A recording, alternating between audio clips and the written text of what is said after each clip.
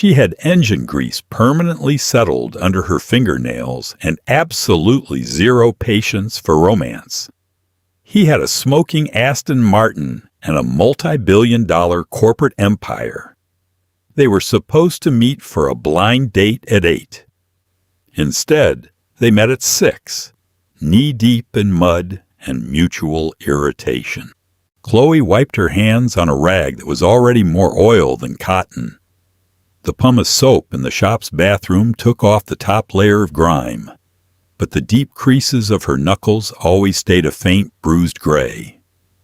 She threw the rag onto the workbench, grabbed her keys, and locked up the garage. It was 6:15. She was already exhausted. Her phone buzzed in her back pocket. A text from her sister, Sarah. "Do not bail." "I mean it, Chloe. He's a good guy. Just one drink." Chloe shoved the phone away without replying. A good guy. Sarah's definition of a good guy was anyone with a decent credit score and a pulse. Chloe's definition was currently a blank space. She didn't have the time or the energy to define what she wanted in a man, mostly because all her energy went into keeping her 6-year-old son, Toby, fed, clothed, and oblivious to the fact that they were always one broken water heater away from financial ruin. She walked out to her dented Subaru. In the trunk, folded neatly beside a heavy-duty jack, was a pair of cleanish canvas coveralls. She was currently wearing a dark green wrap dress that Sarah had practically forced over her head the day before.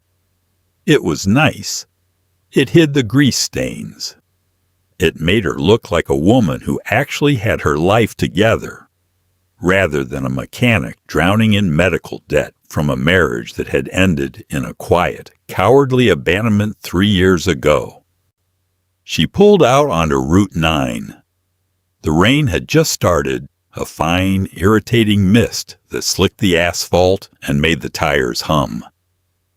The date was at a place called the Ironwood, 30 minutes out of town. It was too expensive. The kind of place that charged $20 for a cocktail with a sprig of burnt rosemary in it. She planned to order water, nod for 45 minutes, and leave. 10 miles down the winding, tree-lined road, the brake lights of the few cars ahead of her flashed red. Chloe slowed. There, half blocking the narrow right lane, was a vintage Aston Martin DB5, silver, gorgeous, and currently vomiting a thick plume of white steam from under its hood.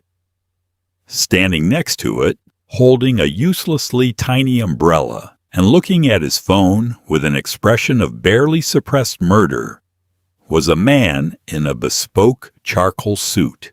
Chloe sighed. She could just drive past. Everyone else was. The guy was clearly rich. He could afford a tow truck. He could probably buy a new car right there on the shoulder. But the road was tight, the curve was blind, and it was only a matter of time before a logging truck came barreling around the bend and turned the classic car, and the man standing next to it, into modern art. She pulled the Subaru onto the muddy shoulder ahead of the Aston, throwing on her hazard lights. The man looked up, his jaw tight. He was tall, late 30s, with the kind of sharp, exhausted features that came from either a lack of sleep or a surplus of stress. Probably both. He looked at her battered Subaru, then at her as she stepped out into the drizzle. "I appreciate the stop," he said, his voice a low, clipped baritone. "But roadside assistance is supposedly on the way. They said 40 minutes. 10 minutes ago." Chloe didn't look at him. She looked at the car. "You're on a blind curve in the rain," she said, popping the trunk of her Subaru. "You don't have 40 minutes.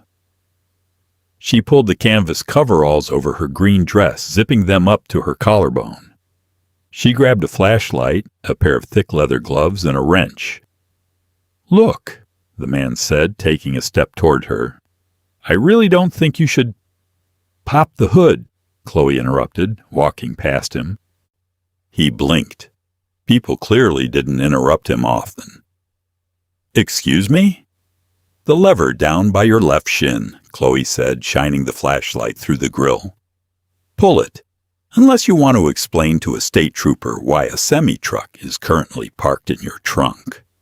He hesitated, then reached inside and pulled the release. The hood popped. Chloe lifted it. A fresh wave of steam hit her face, smelling sharply of sweet coolant. Radiator? He asked, trying to peer over her shoulder without getting his suit wet. Thermostat, Chloe corrected, shining the light down into the engine block. It's stuck closed. The coolant couldn't circulate, so it boiled over. You've got a localized pressure buildup. The hose blew off the upper neck. She pointed to a thick black tube dangling uselessly, dripping neon green fluid onto the asphalt. Can you fix it? I can bypass the thermostat and reattach the hose, she said, her voice entirely devoid of bedside manner. It'll get you back to civilization. But you won't have heat, and you need to get it to a shop tomorrow. Do it, he said. It sounded like an order. Chloe paused, looking at him over her shoulder. The rain was matting his dark hair to his forehead. He looked wealthy, annoyed, and deeply out of his element. She hated men who gave orders when they were the ones standing helpless on the side of the road. Please, he added, catching her look. The order dissolved into genuine fatigue. I have somewhere I have to be, and I really don't want to be there. Chloe snorted softly. Yeah, join the club. She leaned over the fender, ignoring the heat radiating from the block. Her hands went to work. It was a simple fix, mechanically speaking, but a messy one. She had to wait a few minutes for the pressure to bleed off. Then she reached in, removed the housing bolts, yanked out the faulty thermostat, and jammed the hose back onto the neck. She tightened the hose clamp until it bit into the rubber. Got any water? She asked, not looking up. In the trunk, sparkling. Fine, get it. He retrieved 2 glass bottles of imported sparkling water. Chloe cracked them open and dumped them directly into the radiator. Carbonation won't hurt it, he asked, watching her with a strange intensity. It's not a fine wine, she said, tossing the empty bottles into his trunk. It's an internal combustion engine. It just needs liquid. She slammed the hood shut. Start it. He got in and turned the key. The engine roared to life, settling into a heavy, even idle. No steam, no warning lights. He stepped back out, pulling a leather wallet from his breast pocket. What do I owe you? Chloe unzipped her coveralls and peeled them off, throwing them back into her trunk. She checked her watch. 7:15. She was going to be late. Nothing, she said. Don't be ridiculous, he said, holding out a $50 bill. You just saved my car, and possibly my life. I saved the car. You were just collateral. Chloe shut her trunk. Keep the money. Get the thermostat replaced tomorrow, and don't push it past 60 on the way home. She got back into her Subaru without waiting for his reply, throwing the car into drive and pulling away. In her rearview mirror, she saw him standing there, holding the $50 bill in the rain, watching her taillights disappear into the mist. The ironwood was exactly what Chloe had expected. Dim lighting, dark wood paneling, and the hushed ambient noise of people who didn't have to check their bank accounts before ordering an appetizer. She arrived at 8:10, late. She walked straight past the hostess stand and into the restroom. The harsh fluorescent light above the vanity mirror was unforgiving. Her dark hair was frizzy from the rain. The green wrap dress was pristine, but her neck had a smudge of grease on it, and her knuckles looked worse than usual. She turned on the hot water, squirted an excessive amount of floral-scented hand soap onto a paper towel, and started scrubbing furiously at her skin. Why was she doing this? Toby was at home with Mrs. Gable, watching cartoons. Chloe could be there, on the couch, in sweatpants, not thinking about the mortgage. Instead, she was trying to scrub Aston Martin coolant off her collarbone so she could sit across from a stranger who probably worked in finance and would spend an hour talking about golf. Just one drink, she reminded herself. One drink, and Sarah gets off my back for 6 months. She threw the paper towel away, took a deep breath, and walked back out to the dining room. I'm looking for a reservation under Sarah, Chloe told the hostess. I think the party is already here. Ah, yes, Mr. Palmer's table. The hostess smiled, a practiced, hollow expression. Right this way. Chloe followed her through the maze of tables, keeping her eyes focused on the floor, bracing herself. The hostess stopped at a corner booth in the back, relatively secluded. Your guest has arrived, the hostess murmured. Chloe looked up. Sitting in the leather booth, holding a menu and looking utterly miserable, was the man from the side of the road. He was out of the rain now. The charcoal suit was dry, though the shoulders looked a bit stiff where the water had set in. He was staring at the cocktail list like it was a ransom note. At the sound of the hostess's voice, he looked up. His eyes locked onto Chloe. For a second, neither of them moved. The ambient hum of the restaurant seemed to drop away, replaced by the ringing silence of a deeply absurd coincidence. He looked at her face. Then his gaze dropped to the green wrap dress, and finally down to her hands, which were resting on her purse. He saw the bruised, gray creases of her knuckles.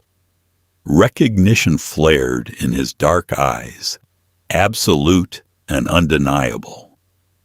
Thermostat, he said, his voice flat.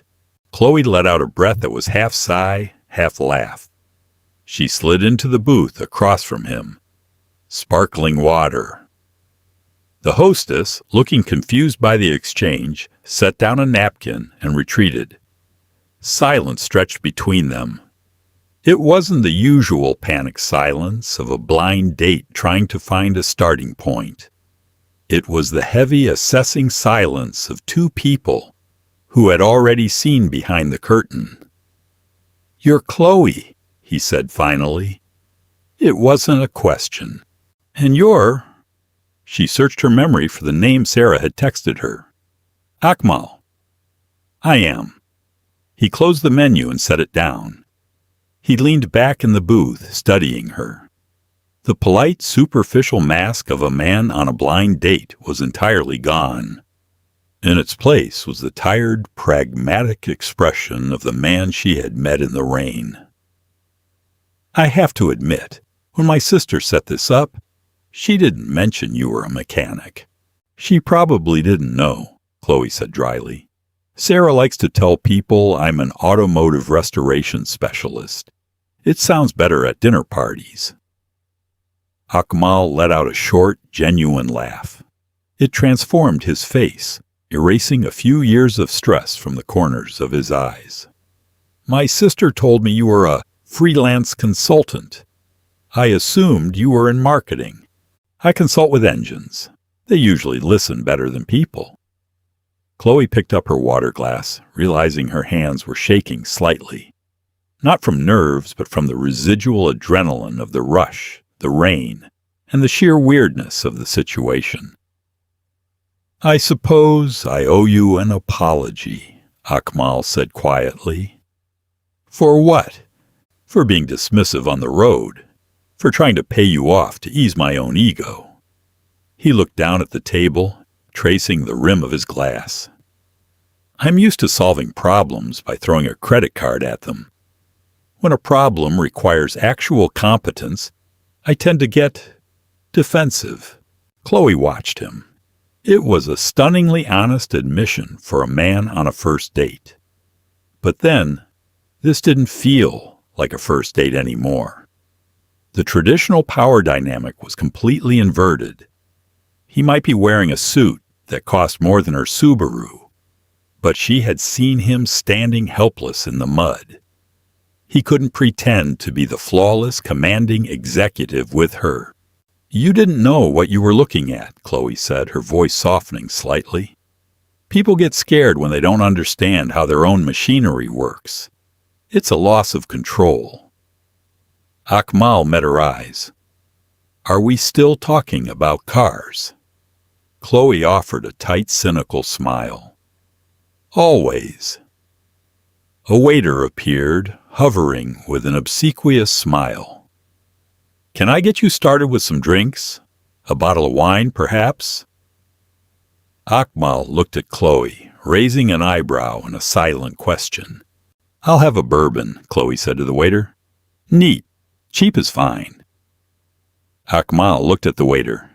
Make it 2. And whatever your best cut of steak is, bring it. Rare, for both of us. He didn't ask her if she wanted steak. He somehow already knew she wasn't the type to order a salad on a blind date. The waiter hurried off. So, Akmal said, resting his forearms on the table, you hate blind dates. With a passion. Me too. Why are you here? My sister is relentless, Chloe said, leaning forward as well. And she thinks because I'm a single mother who works 60 hours a week, I'm somehow a tragedy that needs fixing. Akmal didn't flinch at the mention of her being a single mother. He just nodded slowly. My sister thinks that because I run a company and haven't taken a vacation in 5 years, I'm turning into a sociopath who will die alone in a very expensive penthouse. Are you? Chloe asked bluntly. Probably. Akmal didn't smile. He meant it. I manage 3,000 employees. I make decisions that affect the global supply chain.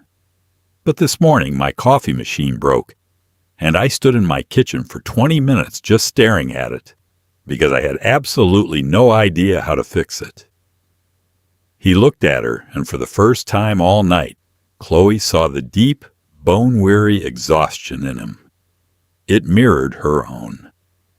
They were 2 people carrying entirely different kinds of crushing weight. Well, Chloe said, her voice quiet but firm in the low light of the restaurant. Next time your coffee machine breaks, you can call me. But my hourly rate for appliances is much higher than for Aston Martins. Akmal Palmer smiled, and for the first time in 3 years, Chloe felt the heavy, armored plates around her chest shift. Just a fraction of an inch. It was Tuesday. The high-pitched whine of the pneumatic impact wrench echoed off the cinder-block walls of Reynolds Automotive. Chloe dropped the lug nuts into a magnetic tray. Her lower back ached with a dull, persistent throb. Toby was sitting on a stack of bald tires near the office door. He was 6, missing one of his front teeth, and currently deeply focused on coloring a picture of a dump truck using a red Sharpie.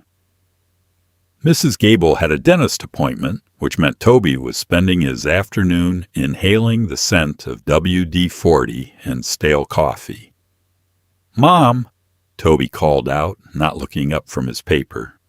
The red is dying. Switch to blue, bud, Chloe called back, sliding her safety glasses up into her hair. Dump trucks can be blue. Blue is for recycling, he stated matter-of-factly. Chloe smiled tiredly. He had his father's stubbornness, but her grip on reality. She wiped her hands on a shop towel and walked over to rummage through the drawer of the metal desk for a fresh marker. The rumble of a heavy engine pulled her attention to the open bay doors. It wasn't the rattling choke of the usual aging sedans that limped into her shop. It was a smooth, throaty purr. The silver Aston Martin DB5 rolled into the gravel lot. It stopped perfectly within the painted lines of a parking space. Chloe's stomach did a strange, completely unwelcome flip. She hadn't seen Akmal since they walked out of the Ironwood on Friday night. They had split the bill. He tried to pay, she threw her debit card on the leather folio before he could argue, and they had parted ways in the parking lot. No awkward hug, no promises to call. Just a mutual, silent acknowledgement that the night had been weirdly tolerable. The driver's side door opened. Akmal stepped out. He wasn't wearing a suit today. He wore dark denim and a plain gray sweater with the sleeves pushed up to his forearms. He still looked like money, but quieter money. The kind that didn't need to shout. He walked into the bay, his eyes adjusting to the dim, fluorescent-lit cavern of the garage. He spotted her by the office.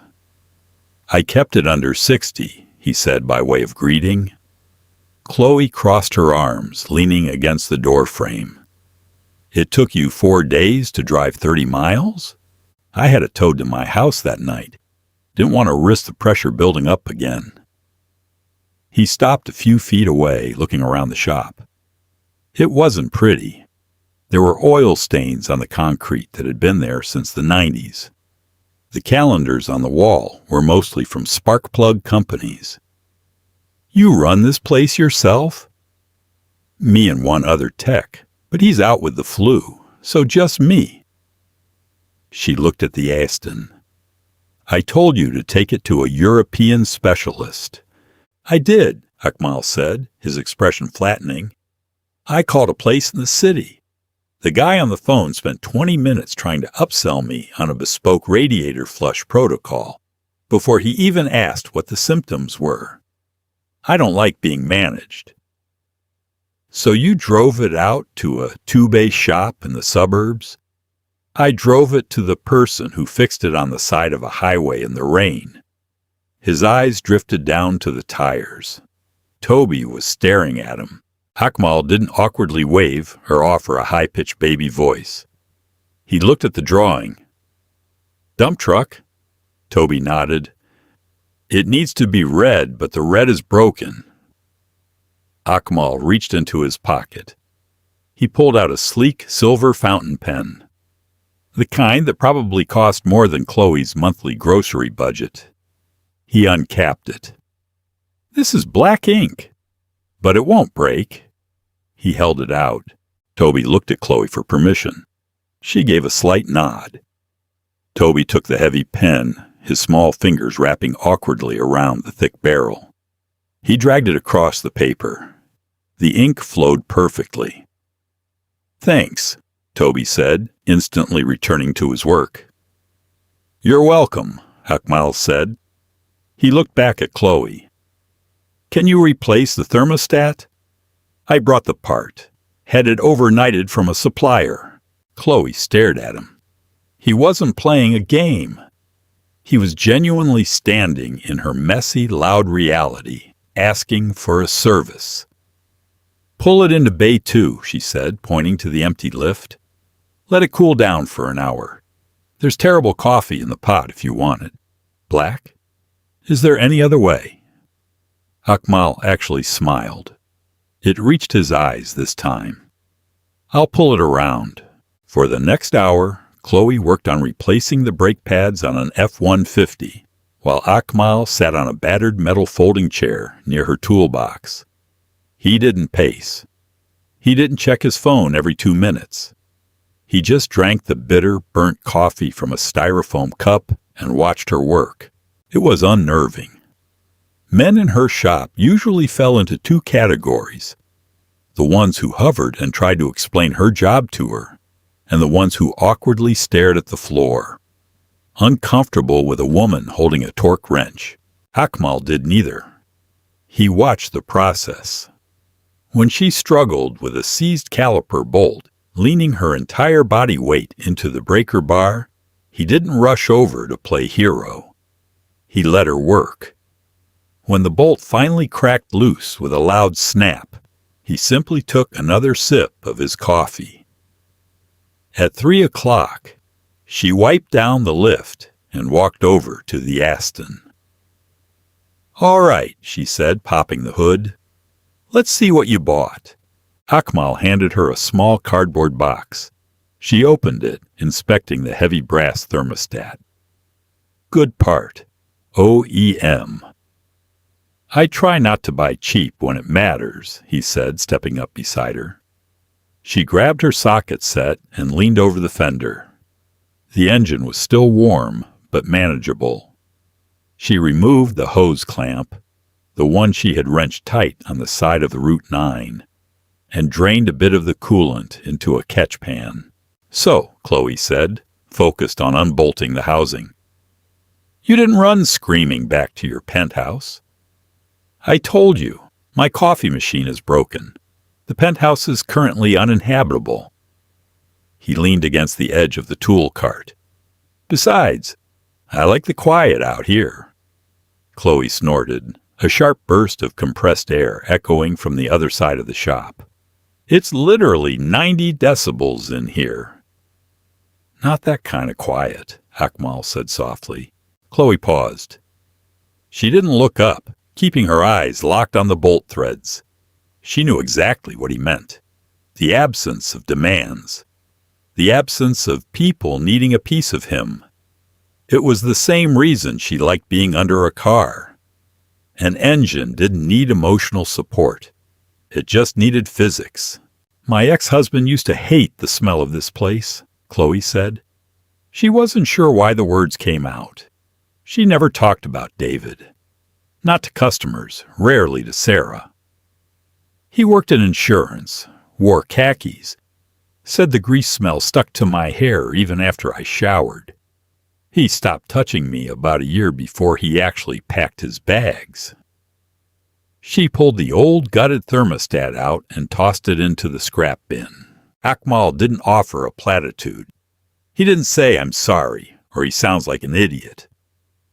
"My ex-fiancée left because I missed her brother's wedding," Akmal said, his voice flat, factual.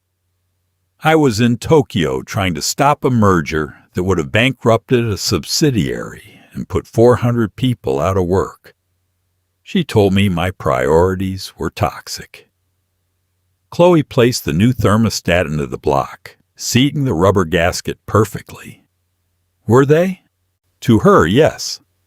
Akmal looked at the green coolant dripping into the pan. "I provide for people. That's what I do. It's what I'm good at. But I don't know how to just exist with them. The minute I'm not useful, I don't know what my function is."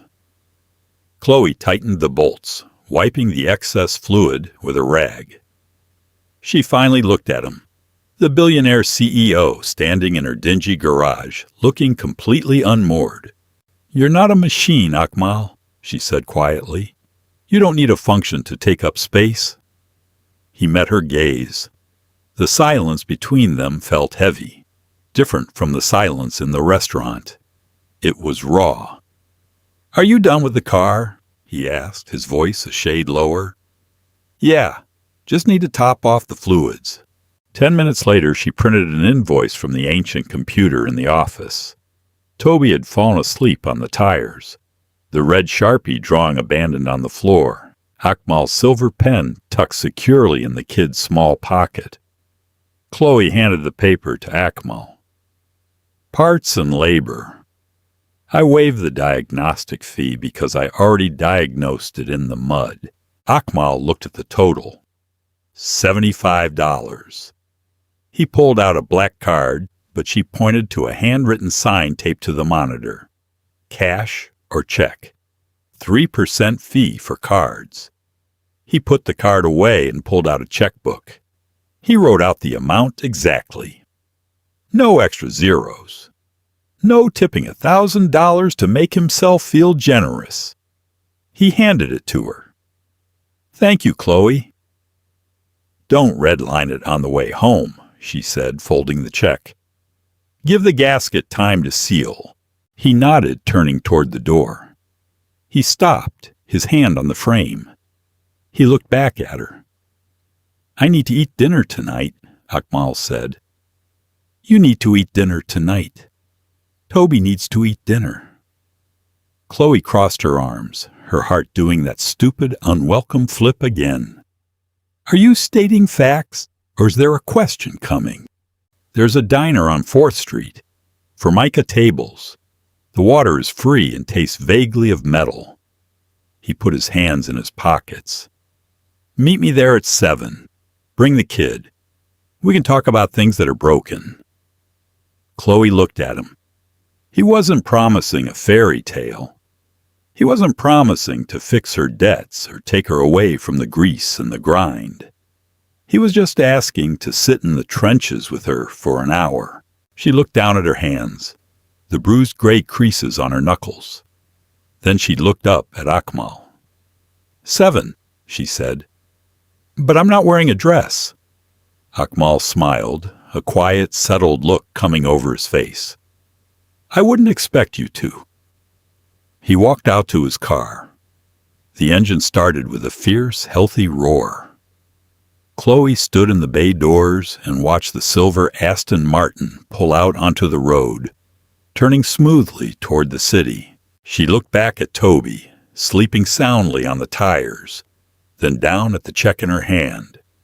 For the first time in 3 years, the knot in her chest felt like it was finally starting to loosen.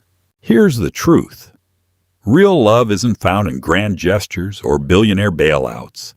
It's found in the people who show up, respect your hustle, and don't ask you to change your armor until you're ready. If this story hit home for you, drop a like, share it with someone who needs to hear it, and make sure to subscribe for more grounded, real-life stories that cut through the noise. We've got more coming your way.